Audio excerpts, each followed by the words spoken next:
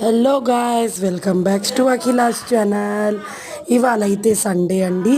సండేకి non veg కంపల్సరీగా ఉండాలి, లేకపోతే సండేదే కాదు. ఇవాళ మేమైతే ప్రాన్స్ తీసుకున్నాం. ప్రాన్స్ అండ్ ఎగ్ కర్రీ చేస్తున్నారు. మా హస్బెండ్ కూడా హెల్ప్ చేస్తున్నారు. చక్కగా ఇలా ఆనియన్స్ కట్ చేసుకొని, వాష్ చేసుకున్న రొయ్యలు తీసుకొని, ప్రాన్స్ నీట్గా దాంట్లో వేసేసుకోవాలి.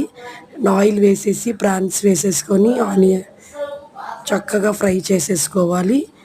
ఇలా ఆనియన్స్ గోల్డెన్ బ్రౌన్లో రాగానే ప్రాన్స్ వేసుకోవాలండి. నెక్స్ట్ పసుపు, ఉప్పు,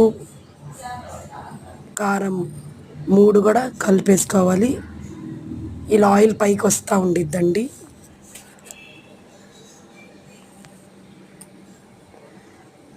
తర్వాత మసాలాలు యాడ్ చేసుకోవాలి. అల్లం, చిన్నులపాయలు, కొబ్బరి నేనైతే 3 కూడా కలిపేసి మిక్సీ వేసేసుకున్నాను.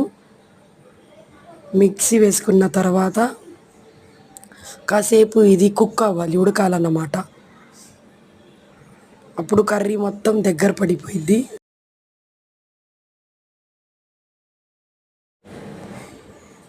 ఇలా ఆయిల్ పైకి వచ్చిద్దండి. అప్పుడు తర్వాత మసాలాలు వేసుకోవాలండి.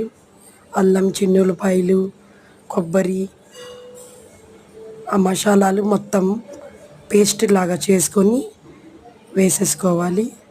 తర్వాత బాగా కలిపేసుకోవాలి. ప్రాన్స్ కర్రీలో మళ్ళీ కాసేపు మూత పెట్టి కుక్ చేసుకోవాలి.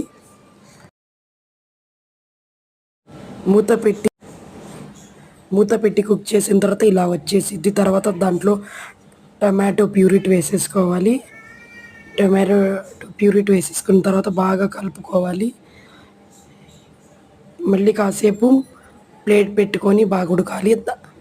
తర్వాత ఎగ్స్, బాయిల్ చేసుకున్న ఎగ్స్ హాఫ్గా కట్ చేసేసుకొని చక్కగా దాంట్లో ప్రాన్స్ కర్రీలో వేసేసుకోవాలి.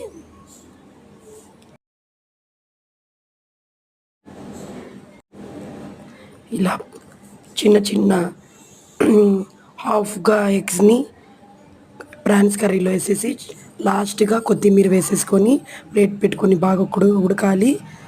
తర్వాత ఇలా వచ్చేసిద్ది అన్నమాట. చక్కగా ఆయిల్ పైకి వచ్చేసిద్ది. సింగ్లో ఇంకా 5 minutes పెట్టుకొని ఆఫ్ చేసుకుంటే వేడి వేడి ఎగ్ ప్రాన్స్ రెడీ. టేస్ట్ చేసి మీరు కూడా చెప్పండి ఎలా ప్రిపేర్ అయిందో. లైక్ చేసి కామెంట్ చేయండి. Bye bye.